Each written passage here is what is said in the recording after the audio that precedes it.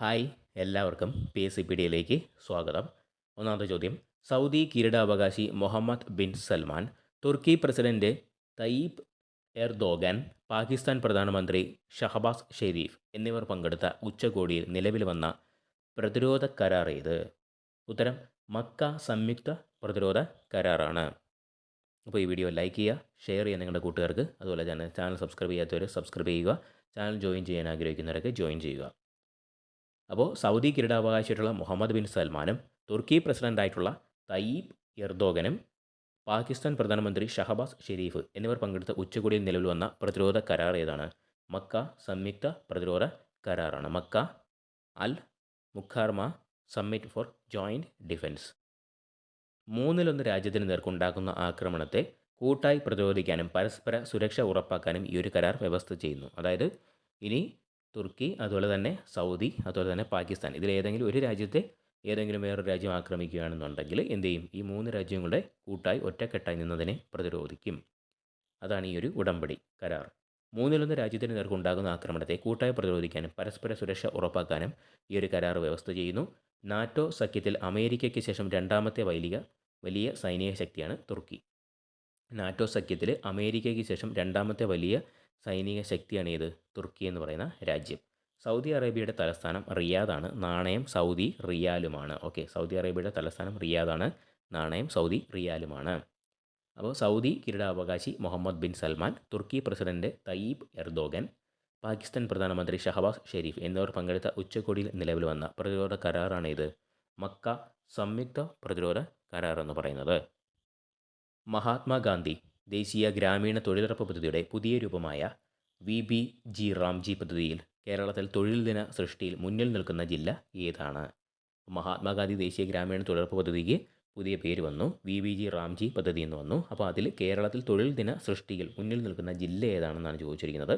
കൊല്ലം ജില്ലയാണ്. ഒരു മാസം പിന്നിടുമ്പോൾ സംസ്ഥാനത്ത് ആകെ 41, 55, 279 തൊഴിൽ ദിനങ്ങൾ സൃഷ്ടിച്ചപ്പോൾ കൊല്ലം ജില്ലയിൽ മാത്രം 7, 71, 206 ദിനങ്ങളുമായി ഒന്നാമതെത്തി.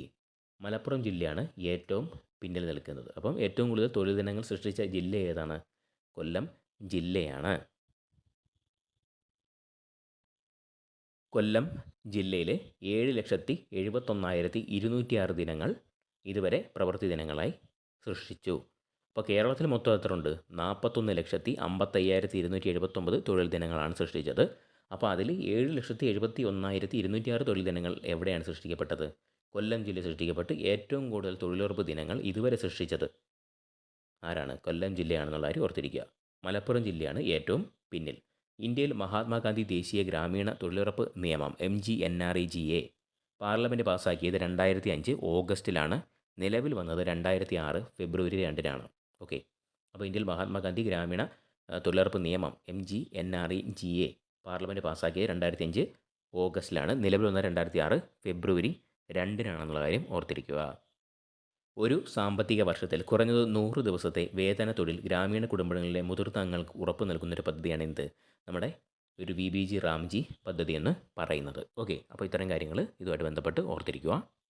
മൂന്നാമത്തെ ചോദ്യം, അമേരിക്കയിൽ നടന്ന Saint Louis rapid and blitz chess ടൂർണമെൻറ്റിൽ കിരീടം നേടിയ ഇന്ത്യൻ താരം ആര്? അമേരിക്കയിൽ നടന്ന Saint Louis rapid and blitz chess ടൂർണമെൻറ്റിൽ കിരീടം നേടിയ ഇന്ത്യൻ താരം ആര്? ആർ പ്രജ്ഞാനന്ദയാണ്. ആർ പ്രജ്ഞാനന്ദ. ഗ്രാൻഡ് ചെസ് ടൂറിൻ്റെ ഭാഗമായുള്ള സെൻറ്റ് ലൂയിസ് ചെസ്സിൽ പ്രജ്ഞാനന്ദ 23.5 പോയിൻറ്റുകളോടെയാണ് തൻ്റെ കന്നി കിരീടം ഉറപ്പിച്ചത്. ലോക ചെസ് ഭരണസമിതിയായ FIDE ഇൻ്റർനാഷണൽ ചെസ് ഫെഡറേഷൻ സ്ഥാപിതമായത് 1924 ജൂലൈ 20-നാണ്. 1924 ജൂലൈ 20-നാണ്. ആസ്ഥാനം എവിടെയാണ്? ലൊസൈനാണ്. സ്വിറ്റ്സർലൻഡിലെ ലൊസൈനാണ്. ആസ്ഥാനം എവിടെയാണ് സ്ഥിതി ചെയ്യുന്നത്? സ്വിറ്റ്സർലൻഡിലെ ലൊസൈനാണ്. സ്വിറ്റ്സർലൻഡിലെ ലൊസൈലാണ്. അപ്പോൾ ഇന്ത്യയിലെ ആദ്യത്തെ രാജ്യാന്തര ചെസ് ഗ്രാൻഡ് മാസ്റ്റർ ആരാണ്? വിശ്വനാഥൻ ആനന്ദാണ്. 1988. അപ്പോൾ അമേരിക്കയിൽ നടന്ന Saint Louis rapid and blitz chess ടൂർണമെൻറ്റിൽ കിരീടം നേടിയ ഇന്ത്യൻ താരം ആരാണ്? ആർ പ്രജ്ഞാനന്ദയാണ്. ഗ്രാൻഡ് ചെസ് ടൂറിൻ്റെ ഭാഗമായിട്ടുള്ള സെൻറ്റ് ലൂയിസ് ചെസ്സിൽ പ്രജ്ഞാനന്ദ 23.5 പോയിൻറ്റുകളോടെയാണ് തൻ്റെ കന്നി കിരീടം ഉറപ്പിക്കുന്നത്. ലോക ചെസ് ഭരണസമിതിയായിട്ടുള്ള FIDE സ്ഥാപിതമായത് 1924 ജൂലൈ 20-നാണ്. ആസ്ഥാനം ലൊസൈനാണ്. അത് സ്വിറ്റ്സർലൻഡിലാണ് സ്ഥിതി ചെയ്യുന്നത്. അപ്പോൾ ഇന്ത്യയിലെ ആദ്യത്തെ രാജ്യാന്തര ചെസ് ഗ്രാൻഡ് മാസ്റ്റർ ആരാണ്? വിശ്വനാഥൻ ആനന്ദാണ്. 1988. നാലാമത്തെ ചോദ്യം, മികച്ച ഓസ്ട്രേലിയൻ പുരുഷ ക്രിക്കറ്റ് താരത്തിനുള്ള അലൻ ബോർഡർ മെഡൽ തുടർച്ചയായ 2-ാം വർഷം കരസ്ഥമാക്കിയത് ആര്? ട്രാവിസ് ഹെഡാണ്. മികച്ച ഓസ്ട്രേലിയൻ പുരുഷ ക്രിക്കറ്റ് താരത്തിനുള്ള അലൻ ബോർഡർ മെഡൽ തുടർച്ചയായ 2-ാം വർഷം കരസ്ഥമാക്കിയത് ആര്? ട്രാവിസ് ഹെഡാണ്. തുടർച്ചയായ വർഷങ്ങളിൽ അലൻ ബോർഡർ മെഡൽ നേടുന്ന 5-ാമത്തെ താരമാണ് ട്രാവിസ് ഹെഡ്. തുടർച്ചയായ വർഷങ്ങളിൽ അലൻ ബോർഡർ മെഡൽ നേടുന്ന 5-ാമത്തെ താരമാണ് ആര്? Travis head. 1987 ഓസ്ട്രേലിയയ്ക്ക് ആദ്യമായി ലോകകപ്പ് കിരീടം നേടിത്തന്ന നായകനാണ് അലൻ ബോർഡർ എന്ന് പറയുന്നത്. അലൻ ബോർഡർ മെഡൽ ഏറ്റവും കൂടുതൽ തവണ നേടിയിട്ടുള്ളത് Ricky Ponting, Michael Clarke, Steve Smith എന്നിവരാണ്. 4 തവണ വീതം അവർ നേടിയിട്ടുണ്ട്. അപ്പോൾ മികച്ച ഓസ്ട്രേലിയൻ പുരുഷ ക്രിക്കറ്റ് താരത്തിനുള്ള അലൻ ബോർഡർ മെഡൽ തുടർച്ചയായ 2-ാം വർഷം കരസ്ഥമാക്കിയത് ആരാണ്? ട്രാവിസ് ഹെഡാണ്. തുടർച്ചയായ വർഷങ്ങളിൽ അലൻ ബോർഡർ മെഡൽ നേടുന്ന 5-ാമത്തെ താരമാണ് ആര്? ട്രാവിസ് ഹെഡ് എന്ന് പറയുന്നത്. 1988 ഓസ്ട്രേലിയയ്ക്ക് ആദ്യമായി ലോകകപ്പ് കിരീടം നേടുന്ന നായകനാണ് Allan Border. Allan Border medal ഏറ്റവും കൂടുതൽ തവണ നേടിയിട്ടുള്ളത് Ricky Ponting, Michael Clarke, Steve Smith എന്നിവരാണ്. 4 തവണ വീതം ഇവരെന്ത് ചെയ്തിട്ടുണ്ട്? ഈ ഒരു പുരസ്കാരം നേടിയിട്ടുണ്ട്. 5-ാമത്തെ ചോദ്യം, 2026 ഓഗസ്റ്റ് 8-ന് ക്വിറ്റ് ഇന്ത്യ സമരത്തിൻ്റെ എത്രാമത് വാർഷികമാണ് ആചരിച്ചത്? 84-ാം വാർഷികം. 2026 ഓഗസ്റ്റ് 8-ന് ഇന്ത്യ ക്വിറ്റ് ഇന്ത്യ സമരത്തിൻ്റെ എത്രാമത്തെ വാർഷികമാണ് ആചരിച്ചത്? 84-ാം വാർഷികം.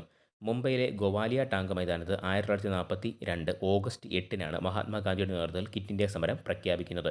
ക്വിറ്റ് ഇന്ത്യ സമരത്തോടനുബന്ധിച്ച് മഹാത്മാഗാന്ധി നൽകിയ ചരിത്രപ്രസിദ്ധമായ സന്ദേശമാണ് പ്രവർത്തിക്കുക അല്ലെങ്കിൽ മരിക്കുക. ക്വിറ്റ് ഇന്ത്യ പ്രമേയം തയ്യാറാക്കിയത് ജവഹർലാൽ നെഹ്റുവാണ്. ഇന്ത്യയിൽ ഓഗസ്റ്റ് 9 ആഗസ്റ്റ് ക്രാന്തി ദിനമായി ആചരിക്കുന്നു. അപ്പോൾ 2026 ഓഗസ്റ്റ് 8-ന് ഇന്ത്യ ക്വിറ്റ് ഇന്ത്യ സമരത്തിൻ്റെ എത്രാമത് വാർഷികമാണ് ആചരിച്ചത്? 84-ാം വാർഷികമാണ് ആചരിച്ചത്. മുംബൈയിലെ ഗോവാലിയ ടാങ്ക് മൈതാനത്ത് 1942 ഓഗസ്റ്റ് 8-നാണ് മഹാത്മാഗാന്ധിയുടെ നേതൃത്വത്തിൽ ക്വിറ്റ് ഇന്ത്യ സമരം പ്രഖ്യാപിക്കുന്നത്. ക്വിറ്റ് ഇന്ത്യ സമരത്തോടനുബന്ധിച്ച് മഹാത്മാഗാന്ധി നൽകിയ ചരിത്രപ്രസിദ്ധമായിട്ടുള്ള സന്ദേശമാണ് പ്രവർത്തിക്കുക അല്ലെങ്കിൽ മരിക്കുക. ക്വിറ്റ് ഇന്ത്യ പ്രമേയം തയ്യാറാക്കിയത് ജവഹർലാൽ നെഹ്റുവാണ്. ഇന്ത്യയിൽ ഓഗസ്റ്റ് 9 ഓഗസ്റ്റ് ക്രാന്തി ദിനമായിട്ട് എന്ത് ചെയ്യുന്നുണ്ട്? ആചരിക്കുന്നുണ്ട്. 6-ാമത് ചോദ്യം, അണ്ടർ 20 ലോക അത്ലറ്റിക് ചാമ്പ്യൻഷിപ്പിൽ 400 മീറ്റർ ഓട്ടത്തിൽ ഫൈനലിലെത്തുന്ന ആദ്യ മലയാളി താരം ആര്? മുഹമ്മദ് അഷ്ഫാഖാണ്. മുഹമ്മദ് അഷ്ഫാഖ്. അണ്ടർ 20 ലോക അത്ലറ്റിക് ചാമ്പ്യൻഷിപ്പിൽ 400 മീറ്റർ ഓട്ടത്തിൽ ഫൈനലിലെത്തുന്ന ആദ്യ മലയാളി താരം ആര്? മുഹമ്മദ് അഷ്ഫാഖ്. അമേരിക്കയിലെ ഒറിഗോണിൽ നടക്കുന്ന ചാമ്പ്യൻഷിപ്പിൽ സ്വന്തം പേരിലുണ്ടായിരുന്ന 46.05 സെക്കൻഡിലെ ദേശീയ റെക്കോർഡ് തകർത്താണ് തൃശൂർ സ്വദേശിയായ അഷ്ഫാഖ് ഫൈനലിൽ എത്തിയത്. ലോക അത്ലറ്റിക് ചാമ്പ്യൻഷിപ്പിൽ മെഡൽ നേടുന്ന ആദ്യ ഇന്ത്യൻ താരം അഞ്ജു ബോബി ജോർജാണ്. 2003 പാരീസിൽ ലോങ് ജമ്പ് വെങ്കല മെഡൽ നേടി. ലോക അത്ലറ്റിക് ഓർഗനൈസേഷൻ്റെ ആസ്ഥാനം എവിടെയാണ് സ്ഥിതി ചെയ്യുന്നത്? മൊണാക്കോയിലാണ് സ്ഥിതി ചെയ്യുന്നത്. അപ്പോൾ അണ്ടർ 20 ലോക അത്ലറ്റിക് ചാമ്പ്യൻഷിപ്പിൽ 400 മീറ്റർ ഓട്ടത്തിൻ്റെ ഫൈനലിലെത്തുന്ന ആദ്യ മലയാളി താരം ആരാണ്? മുഹമ്മദ് അഷ്ഫാഖാണ്. 7-ാമത്തെ ചോദ്യം, കേരളത്തിലെ ആദിവാസി കോളനികളുടെ ഉന്നതി എന്ന പേര് മാറ്റി ഊര് എന്ന് പുനഃസ്ഥാപിക്കുമെന്ന് പ്രഖ്യാപിച്ച പട്ടികജാതി പട്ടികവർഗ പിന്നോക്ക ക്ഷേമ മന്ത്രി ആര്? കെ ഇ തുളസിയാണ്. K A Thulasi. അപ്പോൾ കേരളത്തിലെ ആദിവാസി കോളനികളുടെ ഉന്നതി എന്ന പേര് മാറ്റി ഊര് എന്ന് പുനഃസ്ഥാപിക്കുമെന്ന് പ്രഖ്യാപിച്ച പട്ടികജാതി പട്ടികവർഗ പിന്നാക്ക ക്ഷേമ മന്ത്രി ആരാണ്? കെ എ തുളസിയാണ്. ആദിവാസികളുടെ തനത് സംസ്കാരം, ആചാരം, ഭക്ഷണം തുടങ്ങിയവ പഠിപ്പിക്കാനായി വയനാട്ടിൽ ട്രൈബൽ സർവകലാശാല ആരംഭിക്കും. അപ്പോൾ ആദിവാസികളുടെ തനത് സംസ്കാരം, ആചാരം, ഭക്ഷണം തുടങ്ങിയവ പഠിപ്പിക്കാനായിട്ട് വയനാട്ടിൽ ട്രൈബൽ സർവകലാശാല ആരംഭിക്കും. ഇന്ത്യയിലെ ആദ്യത്തെ ദേശീയ ട്രൈബൽ സർവകലാശാലയായ ഇന്ദിരാഗാന്ധി നാഷണൽ ട്രൈബൽ യൂണിവേഴ്സിറ്റി സ്ഥിതി ചെയ്യുന്നത് മധ്യപ്രദേശിലെ അമർകണ്ടക്കിലാണ്. അപ്പോൾ ഇന്ത്യയിലെ ആദ്യത്തെ ദേശീയ ട്രൈബൽ സർവകലാശാലയുടെ ഇന്ദിരാഗാന്ധി നാഷണൽ ട്രൈബൽ യൂണിവേഴ്സിറ്റി സ്ഥിതി ചെയ്യുന്നത് എവിടെയാണ്? മധ്യപ്രദേശിലെ അമർകണ്ടക്കിലാണ്. അപ്പോൾ കേരളത്തിൽ പട്ടികവർഗ ജനസംഖ്യ ഏറ്റവും കൂടുതലുള്ള ജില്ല ഏതാണ്? വയനാടാണ്. കേരളത്തിൽ പട്ടികവർഗ ജനസംഖ്യ ഏറ്റവും കൂടുതലുള്ള ജില്ല ഏതാണ്? വയനാടാണ്. അപ്പോൾ കേരളത്തിലെ ആദിവാസി കോളനികളുടെ ഉന്നതി എന്ന പേര് മാറ്റി ഊര് എന്ന പേര് പുനഃസ്ഥാപിക്കുമെന്ന് പ്രഖ്യാപിച്ച പട്ടികജാതി പട്ടികവർഗ പിന്നാക്കക്ഷേമ മന്ത്രി ആരാണ്? കെ എ തുളസിയാണ്. അന്താരാഷ്ട്ര ബഹിരാകാശ നിലയത്തിന് പുറത്ത് തൻ്റെ കന്നി ബഹിരാകാശ നടത്തത്തിൻ്റെ ഭാഗമായി 6 മണിക്കൂർ 27 മിനിറ്റ് ചെലവഴിച്ച ബഹിരാകാശത്തെത്തിയ ആദ്യ മലയാളി ആരാണ്? അനിൽ മേനോനാണ്. നാസയുടെ എക്സ്പെഡിഷൻ 74/75 ദൗത്യത്തിൻ്റെ ഭാഗമായാണ് പാലക്കാട് ഒറ്റപ്പാലത്ത് വേരുകളുള്ള അനിൽ മേനോൻ ബഹിരാകാശത്ത് എത്തിയത്. ചരിത്രത്തിലാദ്യമായി ബഹിരാകാശത്ത് നടന്ന വ്യക്തി അലക്സി ലെനോവാണ്. 1965-ൽ.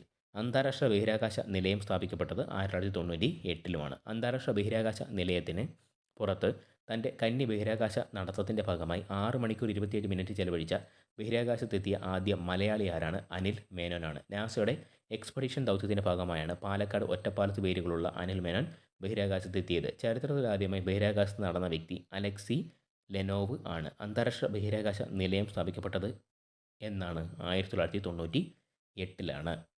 ഓക്കെ, അപ്പോൾ നമ്മൾ കുറച്ചധികം ചോദ്യങ്ങളും കാര്യങ്ങളൊക്കെ അനുബന്ധ വിവരങ്ങളൊക്കെ എന്ത് ചെയ്തു? ഡിസ്കസ് ചെയ്തു. അപ്പോൾ ഈ വീഡിയോ ലൈക്ക് ചെയ്യുക, നിങ്ങളുടെ കൂട്ടുകാർക്കൊക്കെ ഷെയർ ചെയ്ത് കൊടുക്കുന്നുള്ളൂ. നിങ്ങളുടെ അഭിപ്രായങ്ങളും നിർദ്ദേശങ്ങളൊക്കെ എന്ത് ചെയ്യുക, നമ്മുടെ കമൻറ്റ് ബോക്സിൽ കമൻറ്റ് ചെയ്യുക. അതുപോലെ ചാനൽ സബ്സ്ക്രൈബ് ചെയ്യാത്തവരൊക്കെ ചാനൽ സബ്സ്ക്രൈബ് ചെയ്യുക. ചാനൽ ജോയിൻ ചെയ്യാൻ ആഗ്രഹിക്കുന്നവരൊക്കെ ജോയിൻ ചെയ്യുക. അപ്പോൾ മറ്റൊരു വീഡിയോയുമായി കാണാം. അതുവരെയും താങ്ക്സ്.